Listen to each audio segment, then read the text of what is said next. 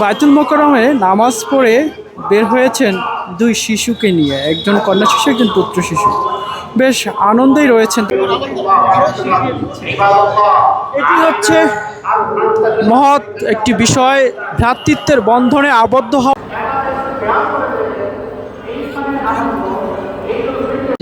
ঈদ আমার আনন্দে কাটছে এই জন্য যে আমি ফজরের নামাজটা পড়তে পারছি, আলহামদুলিল্লাহ। সুন্নাত ফরজ দুইটাই পড়তে পারছি। দ্বিতীয় কথা হলো আমি আমার এক বন্ধুর সাথে তার ছেলের কবরটা জিয়ারত করতে যেতে পারছি। এই জন্য আমার কাছে ভালো লাগছে যে আমি জিয়ারত করার জন্যই আমার কিছুটা দেরি হয়েছে, আর কিছু আমার ধর্মীয় কাজ পালন করতে যে আমার একটু দেরি হয়েছে। এই জন্য সর্বশেষ জামাতে আমি অংশগ্রহণ করছি, আলহামদুলিল্লাহ আমি জামাত পাইছি। এখন সব জায়গায় যেভাবে যুদ্ধ বিগ্রহ চলতেছে, তার মধ্যে আমরা একটা সুন্দর শান্তিপূর্ণ ঈদ পালন করতে পারছি।